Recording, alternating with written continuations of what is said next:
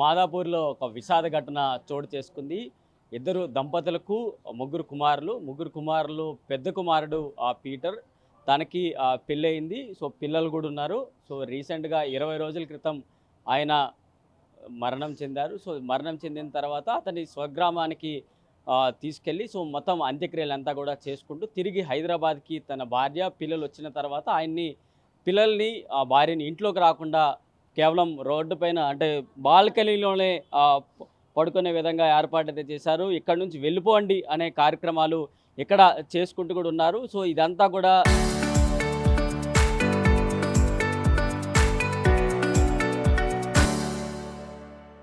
జరుగుతున్న నేపథ్యంలో వీరంతా మహిళా నాయకులందరూ కూడా ఆశ్రయించి మాకు న్యాయం జరగాలంటూ కూడా కోరడం అయితే జరుగుతోంది. సో ఇప్పుడు బాధితులు మనతో పాటు ఉన్నారు. ఆమెను అడిగి పూర్తి విషయాలు తెలుసుకుందాం. అసలు ఏంటి మీ ఆయనతో పాటు ఇక్కడ మీరు ఎన్ని సంవత్సరాల నుంచి ఉన్నారు? ఇప్పుడు ఏం జరుగుతుంది? ఇప్పుడు ఏం జరుగుతుంది సార్, మేము ఇక్కడే ఇంతకుముందు ఉండేవాళ్ళం సార్. ఇక్కడే ఎన్ని సంవత్సరాలు 3 సంవత్సరాల నుంచి ఇక్కడే ఉంటున్నాం సార్. 3 సంవత్సరాల నుంచి ఉంటే మా ఆయనకి హెల్త్ బాగాలేక మేము హాస్పిటల్ తీసుకెళ్ళడం జరిగింది సార్. పిల్లల్ని ఇక్కడే పెట్టేసి హాస్పిటల్ తీసుకెళ్ళిన తర్వాత అక్కడ నేను 25 డేస్ హాస్పిటల్లో పెట్టుకుని ఉన్నాను సార్. 25 డేస్ తర్వాత నేను మొన్న పోయిన నెల 8వ తారీఖున చనిపోయారు సార్. తను చనిపోయిన తర్వాతే నేను అంత్యక్రియలు అవన్నీ ముగించుకుని మళ్ళీ నేను తిరిగి ఇక్కడికి వచ్చేసరికి ఇంటికి తాళాలు వేసి ఉన్నాయి సార్. తాళాలు వేసుకునేసరికి నేను మా బాబు ఫోన్ చేశారు సార్ మా మామయ్యకి. చేస్తే మా మామయ్య ఏమన్నారంటే, మీరు ఎట్లా వచ్చారో అట్లాగే వెళ్ళిపోండి, మీకు ఇక్కడ ఏమీ లేదు అనేసి అన్నారు. అనేసి అంటే మేము వెళ్ళకుండా ఇక్కడే కూర్చున్నాం సార్. ఇక్కడే కూర్చున్న తర్వాత ఆ రోజు మా మరిది గారు వచ్చారు. మరిది గారు వచ్చి ఇక్కడ ఎందుకు న్యూసెన్స్ చేస్తున్నారు, మీరు వెళ్ళిపోండి, మీకు ఇక్కడ ఏముందని వచ్చారు, ఎవరికి చెప్పొచ్చారు అనేసి అన్నారు సార్. అనేసి అన్న తర్వాత మేము ఏం మాట్లాడకుండా అలాగే కూర్చున్నాం సార్.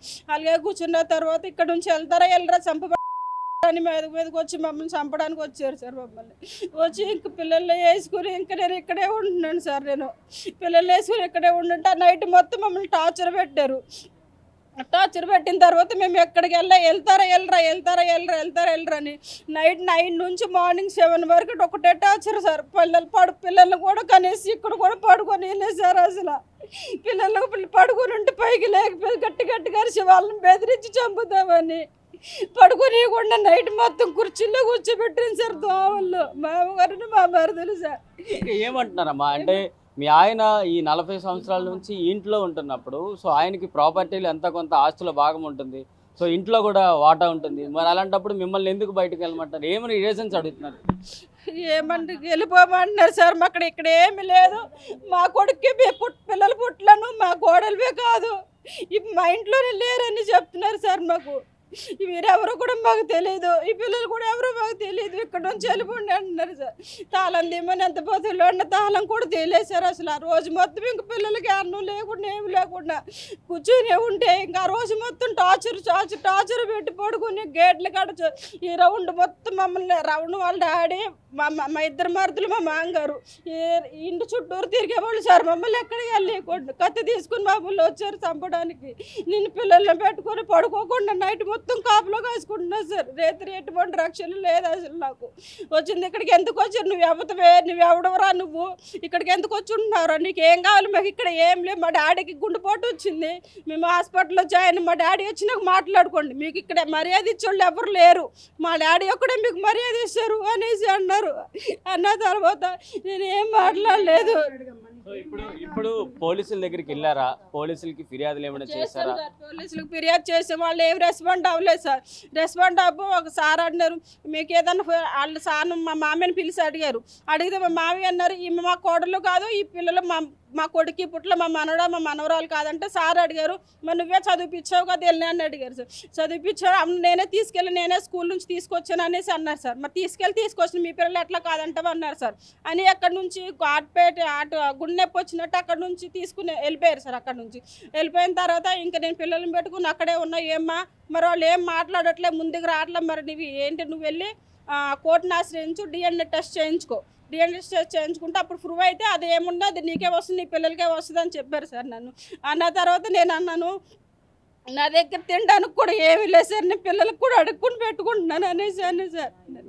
నాకు ఆ పెట్టుకుంటున్నా, అడిగి పెట్టుకున్నా, హాస్టల్ నుంచి వాటర్ అడిగి తెచ్చుకుని పెట్టుకుంటున్నా సార్ అనేసి. అంటే ఏమైనా ఇక్కడ మేము చేయమమ్మా, సెటిల్మెంట్ న్యాయం చేయమంటే సార్ నాకు ఎద్దన్నా ఆశ్రయం కల్పించండి, నాకు పిల్లలకే నాకు ఏమీ లేదు, ఏదైనా సెక్యూరిటీ అంటే మేము ఎందుకు కల్పిస్తామమ్మా, మేము ఎందుకు వచ్చి మాట్లాడుతాం, మా స్థితి తగదాలి. షాపు రెంట్లు మా భర్త చనిపోయే ముందు వరకు మేమే తీసుకున్నాం సార్. మా భర్త హాస్పిటల్లో ఉన్నాడు. మా మరిది గారు మా మరిది గారు ఏమన్నారంటే, మా అన్నయ్య హాస్పిటల్లో ఉన్నాడు, రెండు డబ్బులు ఇవ్వండి అని తీసేసుకున్నారంట సార్. దాని తర్వాత మేము మా బాబు ఫోన్ చేసి మరి డబ్బులు ఇవ్వండి అంటే మీ బాబాయ్ తీసేసుకున్నారు అన్నారు సార్. తర్వాత నుంచి రెంట్ మాకు ఇవ్వండి అంటే మీ మామయ్య ఇవ్వమన్నారని షాప్ అయినా అన్నారు సార్. సరే అగ్రిమెంట్ పేపర్లు అన్నీ ఇవ్వండి అంటే మేము అగ్రిమెంట్ పేపర్లు కూడా మేము ఇవ్వనన్నారు సార్. ఇవ్వననేసరికి మేము ఇంకా మేము స్టేషన్కి వెళ్తే లేదు నీ మీద కూడా కేసు ఫైల్ చేస్తామంటే సరే వస్తాను అన్నారు సార్. అన్న తర్వాత ఇంకా ఆయన రాలే, మేము అక్కడ కంప్లైంట్ పెట్టాము, వచ్చేసాం సార్. వచ్చేసిన తర్వాత వాళ్ళు అన్నారు మళ్ళీ నెక్స్ట్ టైం వెళ్ళినప్పుడు అమ్మ ఏం చేస్తారని ఇంకొకసారి అడిగా, మేము న్యాయం జరగలేదని చెప్పాను సార్. అన్న తర్వాత మేము నేను ఎప్పుడు నా ఇల్లు నాకు కావాలి సార్, షాప్ రెంట్ కావాలి, నేను ఎప్పుడు ఎక్కడ ఉంటాను అక్కడే ఉంటాను, ఇంట్లో ఉండాలి సార్. నేను అంతే, నాది ఒక్కడా న్యాయం చేయండి సార్. చంద్రబాబు నాయుడు మాకు న్యాయం చేయండి, ఏదన్నా మేము ఏదైనా ఇక్కడే సార్ రేవంత్ రెడ్డి సార్ ఏదైనా న్యాయం చేయండి. మాకు ఆడపిల్ల వేసుకుని ఇక్కడ బతుకుతున్నాను, నాకు ఎటువంటి రక్షణ లేదు సార్. మీరు చెప్పండి మేడం, ఈ ఫ్యామిలీ ఇప్పుడు రోడ్డు మీదకి వచ్చిందని చెప్తున్నారు. సో ఏ విధంగా మీ ప్రయత్నాలు ఎంతవరకు జరుగుతున్నాయి? మహిళా కమిషన్ ఎక్కడి వరకు తీసుకెళ్ళబోతున్నారు? సో మరేం జరగబోతుంది? ఒక్కటి సార్, నాకు విజయలక్ష్మి గారు చెప్పారనమాట, ఒక 1 వీక్ నుంచి చెప్తున్నారు. అయితే నేను ఈ అమ్మాయితో మాట్లాడుతున్నాను, వాళ్ళు బయట ఉంటున్నారంటే సరే ఫ్యామిలీ విషయం కదా, మనం ప్రతి దాంట్లో ఇన్వాల్వ్ కావద్దులే అనుకొని 1 వీక్ నుంచి చూస్తున్నాం. సరే ఏదో ఆవేశంతో బయటికి పంపిస్తారేమని అనుకున్నా, కానీ ఇప్పటివరకు కూడా న్యాయం చేయలేదు. రాత్రి ఈ పాప వయసు 12 ఏళ్ళండి. ఈ అమ్మాయికి వాళ్ళ బాధతో ఉండి బయట మార్చుకోవడానికి లేకపోతే బాత్రూమ్ల దగ్గర వండుకొని అజ్జేస్తుంటే సమాజం ఎక్కడ పోతుందని అడుగుతున్నా నేను. చచ్చిపోయిన తర్వాత ఐ వాంట్ జస్టిస్ కాదు, బతుకున్న వాళ్ళకి పిండాలు పెడుతున్నారు ఇక్కడ. భర్త చనిపోయిన 18 రోజుల కొడలు కదా, అంటే భర్త చనిపోతే పిల్లలకు తండ్రి కాడా? డిఎన్ఏ టెస్ట్ ఎందుకు చేయించుకుంటారండి? అంటే ఈమె క్యారెక్టర్ మీద మీరు ఇవన్నీ ఎప్పుడు చెప్పాలి? కోర్టులో అడిగినప్పుడు చెప్పాలి. ఫస్ట్ తక్షణమే ఇంట్లో నుంచి సామాన్ తీసి బయటికి వేసి ఎట్లా వేస్తారండి? ఏ ఇంట్లో సామాన్ తీసిరో ఆ ఇంట్లో ఖాళీగా ఉంది, ఆ ఇల్లు ఖాళీగా ఉన్న ఇంట్లో పిల్లలకు రక్షణ కల్పించాల్సిన బాధ్యత రాజ్యాంగం ఇచ్చింది. ఇవాళ మేము ఏం చేయలేము. మీకు ఇల్లు కావాలి ప్రాపర్టీ అన్నప్పుడు అది నెక్స్ట్ అండి, నెక్స్ట్ లెవెల్ అది. ఇప్పుడు తక్షణంగా 2 పిల్లలను వేసుకొని భర్త దానిపై పుట్టడు దుఃఖంలో ఉంటే అత్తమామ ఇంత రాక్షసత్వంగా సామాన్ తీసి బయట పెడుతుంటే, ఇన్ని అత్తల మీద ఇంత జరుగుతుంటే కూడా అడవిలో లేము ఇక్కడ. నేను 1 వీక్ నుంచి ప్రతి దాంట్లో రాకూడదు ఎందుకో ఇక్కడే ఇల్లు, మీరు ఇక్కడ ఇల్లు చూస్తున్నారు కదా, మీరు ఒక్కసారి ఆ డోర్ కొడితే తెలుస్తుంది. ఇక్కడే ఉండేవాళ్ళు. ఏంటంటే మనము ప్రతిదీ స్పందించొద్దులే అని అనుకున్నాం, కానీ ఇంతగా న్యాయం జరగకపోతే పోలీస్ డిపార్ట్మెంట్కి పోయిండ్రు. డిపార్ట్మెంట్ వాళ్ళ దగ్గరకు వచ్చి ఇప్పుడు పోలీసు వాళ్ళు ఇక్కడికి వచ్చారు. ఎవరు? వాళ్ళ మామ పై ఇళ్ళకెళ్ళి చూసురు చూడండి. ఇళ్ళకెళ్ళి చూసి పోలీసులకు ఫోన్ చేస్తే ఆయన పోలీసు వాళ్ళు వచ్చేసి ఏం చెప్పలేదు. మరి ఏమైనా పోలీస్ స్టేషన్లో 15 రోజుల నుంచి మాట్లాడుతున్నారు. ఆస్తి పరంగా ఉంటే వాళ్ళ తర్వాత అండి, ఫస్ట్ ఇక్కడ ఆస్తులు ఎవరు అడగట్లేదు. ఫస్ట్ ఇమ్మీడియట్గా ఈ సామాన్ అంతా షెల్టర్ కావాలి. ఇది వాళ్ళ భర్త పుట్టిన ఇల్లు ఇది. ఇక్కడ ఉన్న తర్వాత 2 పిల్లలకు డిఎన్ఏ టెస్ట్ ఎట్లా చేయమంటాడా అని ఎవడాడు చేయమన్నాడు? కోర్టులో చూసుకోవాలి. అది తప్పు కదా మాట్లాడడం అట్లా. ఇవాళ మనం ఇక్కడ మాదాపూర్ కూటవేట దూరంలో మిడి సిటీలో ఉన్నాం మనం. ఇవాళ అమ్మాయికి రక్షణ కల్పించాలి. మొగడు పోయినాక దుఃఖంలో ఉండరా? అంత బాధ ఉన్నప్పుడు అత్త మామ హక్కులు చేర్చుకోవాలి. మీకు ఆస్తుల గొడవలు ఉంటే తర్వాత చూసుకోండి. ఇంటి సామాన్లు బయట ఎత్తాడు ఎవడన్నా? మానవత్వం ఎక్కడ పోయింది? ఇదేనా సమాజంలో నడిచేది? ఇవాళ సమాజం అంతా స్పందించాలి. ఇవాళ గుడ్ ఫ్రైడే, వీళ్ళ పండుగ, ఇలా 15 రోజులు పండుగ లేదు, పబ్బం లేదు, మొగాడు పోయి దిక్కులేని దివానా లాగుండి ఎట్లా బతకాలనుకుంటే, ఇప్పుడు మేము పక్కన ఇలా భర్త పేరు మీద ఉన్న అగ్రిమెంట్ను ఈ నెల 27వ తారీఖు నాడు మార్చిండ్రు. రెంట్ షాపులు రెంట్ వీళ్ళకి పడేవి విత్ ప్రూఫ్తో సహా ఉన్నాయి. ఏదో మీరు పడ్డది ఆ ప్రూఫ్ చూపించండి, ఫోన్పేది. నెల ఉండే భర్త చనిపోయి దాన సంస్కారాలు చేసి వచ్చే లోపల మార్చేసిరు. అంటే ఇంత ఈజీగా చూడండి, మీరు ఇవి కూడా చూడండి. నెల పడే పైసలు ఇప్పుడు పైసలు పడకపోతే భర్త చచ్చిపోయిన తర్వాత ఇప్పుడు ఆస్తి పిల్లల్ని ఎట్లా బతకాలి చెప్పండి? మానవత్వం లేదా అండి? ఇవాళ మహిళా సంఘాలలో అన్ని ఎన్ని దగ్గరకని మేము వెళ్తామండి? న్యాయం ఎందుకు జరగట్లేదు చెప్పండి? మనము ఇన్ని టీవీ ఛానళ్ళలో చూస్తున్నాం, ఇంత జరుగుతుంది. మానవత్వం అనేది ఎక్కడ పోతుంది? ఇవాళ వీళ్ళ పరిస్థితి ఏంది? ఇమ్మీడియట్లీగా మన బాధ్యత అంది, వీళ్ళకి రక్షణ కల్పించాల్సిన బాధ్యత ఇవాళ అందరిపైన ఉంది. మీరు ఇలా అత్తమామ ఇట్లా చేస్తున్నప్పుడు ఎందుకు నిలదీస్తలేరు పోలీసు వాళ్ళు? వాళ్ళ మర్దులు ఇద్దరు, వాళ్ళ తోటికోడళ్ళు కూడా, వాళ్ళు కూడా ఆడపిల్లలే కదా. ఆడపిల్లలు పెట్టుకొని ఇప్పుడు యుక్త వయసు వచ్చిన వాళ్ళు ఇద్దరు, ఆమెకు 38-39 సంవత్సరాలు, ఆకతాయాలు అందరూ వచ్చి ఏదైనా ఈ మధ్యరాత్రి షెల్టర్ లేదు, ఇది రోడ్డు మీద వండుకుంటే వీళ్ళిద్దరికి ఏమైనా జరిగితే ఏం చేస్తాం? ఏదైనా అయిపోయిన తర్వాత ఐ వాంట్ జస్టిస్ అంటాం. ఇదేనా ఇక? అంటే బతుకున్నప్పుడు వద్దా? బతుకున్నప్పుడు మనము వాళ్ళకి ఆదరించొద్దా? నేను అనేది అది ఒకటే సార్. ఇవి రోజు వస్తున్నాయి, రోజుకు 100 ఫోన్లు వస్తున్నాయి, రోజుకు 100 వస్తున్నాయి. ఏం చేయమంటారు చెప్పండి? ఈ చట్టాలలో మార్పులేంది, ప్రతి ప్రూఫ్ ఏంది? చచ్చిపోయిన మొగన్ దగ్గర DNA అంటే అత్తమామ దగ్గర DNA తీసుకొని చేస్తారంట పిల్లలకు. ఎంత దౌర్భాగ్యం అండి! ఫస్ట్ తక్షణం షెల్టర్ కలిపిమంటే ఇట్లాంటి మాటలు మాట్లాడుతుంటే ఏం చెప్పమంటారు? ఏం లేదండి, నేను ఒకటే కోరుకుంటున్నా, RTV ద్వారా వీళ్ళకి న్యాయం జరగాలి.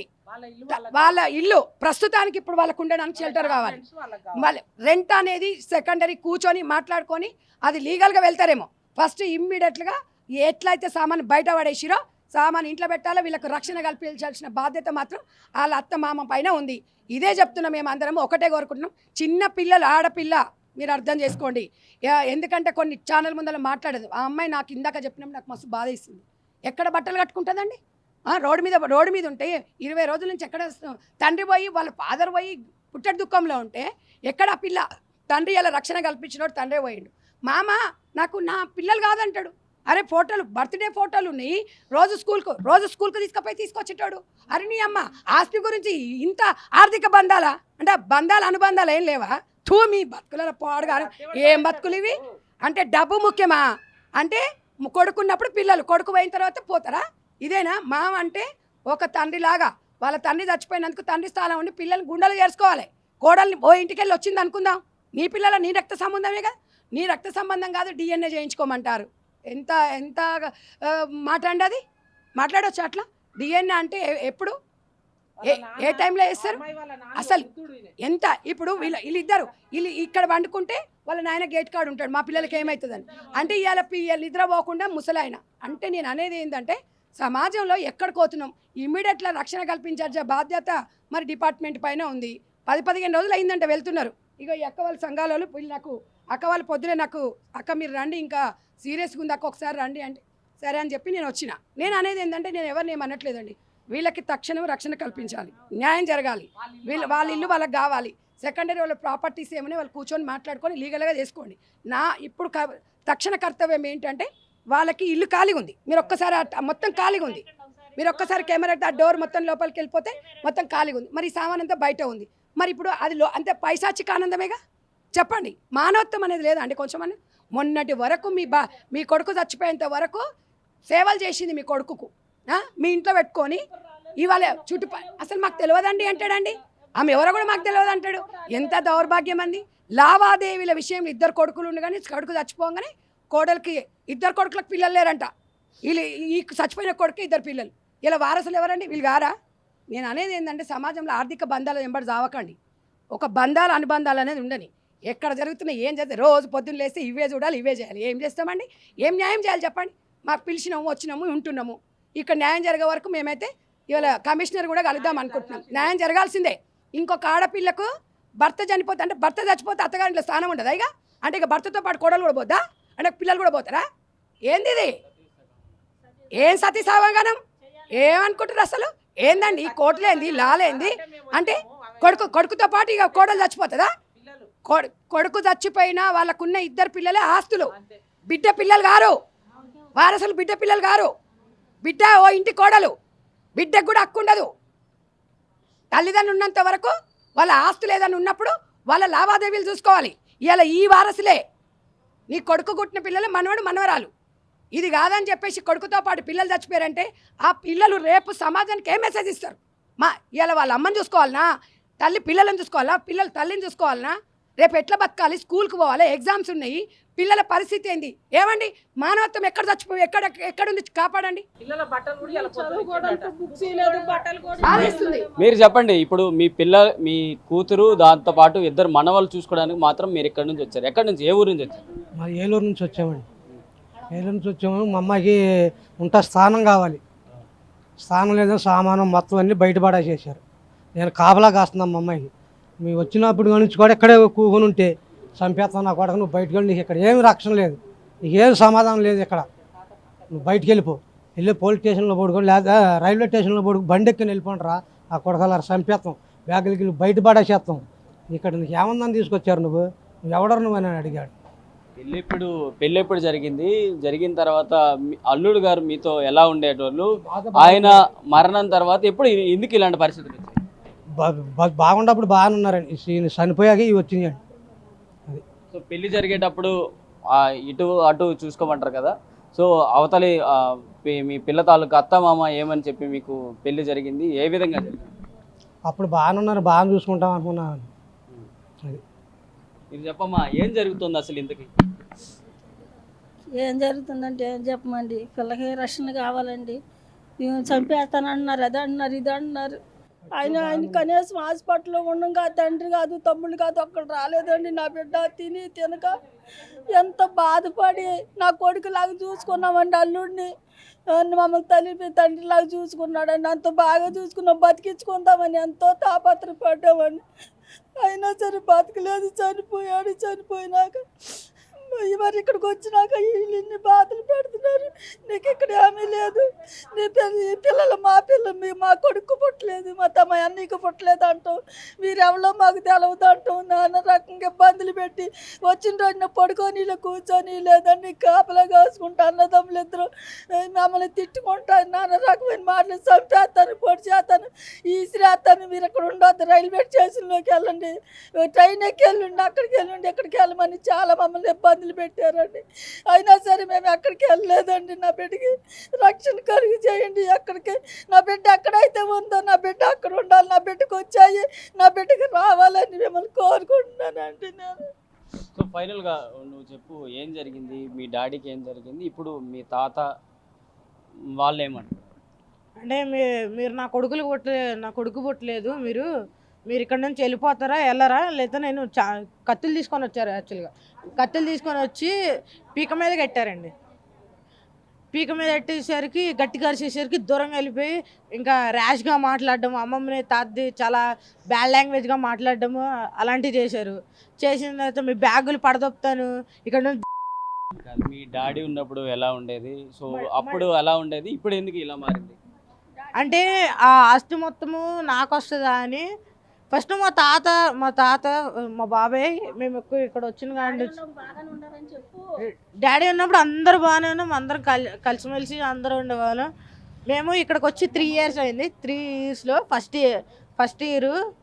ఇయర్ అయితే మా బాబాయ్ కిందకు వచ్చి అన్నాడు, వీళ్ళని ఎందుకు పెట్టుకున్నారు అసలు, వీళ్ళకి ఏం అవసరమో పెట్టుకోవడానికి అని అన్నారు.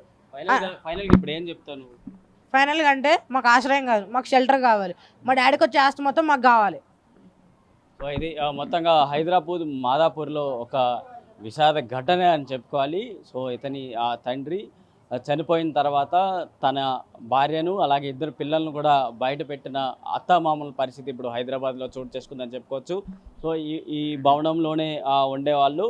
సో ఆయన ఏదైతే చనిపోయిన తర్వాత పీటర్ చనిపోయిన తర్వాత తన భార్యతో పాటు ఇద్దరు పిల్లల్ని మొత్తం లోపలున్న ఏదైతే సామాన్లు ఉంటాయో అవన్నిటిని కూడా బయట పడేసిన పరిస్థితి ఇప్పుడు చూసుకోవచ్చు. సో ఇప్పుడు వీరు కోరుకుంటుంది ఒకటే, దాదాపు ఆయన చనిపోయి 20 రోజుల పైన కావస్తోంది. సో అంత్యక్రియలంతా కూడా గ్రామంలో చేసి అక్కడి నుంచి ఇక్కడికి వచ్చిన తర్వాత ఈ సామాన్లన్నీ కూడా బయట పెట్టిన పరిస్థితి. ఇంట్లోకి రాణించకుండా ఏదైనా చంపుదామని బెదిరిస్తూ ఇక్కడ అత్తమామలతో పాటు తన ఇద్దరు కుమారులు కూడా చేస్తున్నారంటూ కూడా ఇక్కడ ఫిర్యాదులు అయితే చేస్తున్నారు. సో వీరికి న్యాయం జరిగే వరకు మహిళా సంఘాల నాయకులు అలాగే తల్లిదండ్రులు మిగతా వారందరూ కూడా ఉన్నారు. సో ఎప్పుడు న్యాయం జరుగుతుంది, సో పోలీసులు దాంతోపాటు మహిళా సంఘాలు సంబంధించి మిగతా వారందరూ కూడా సపోర్ట్ చేయాలంటూ కూడా కోరుతున్న పరిస్థితులు ఇప్పుడు నెలకొన్నాయి. వీడియో జర్నలిస్ట్ జ్ఞానేశ్వర్తో ప్రశాంత్, RTV హైదరాబాద్ నుంచి.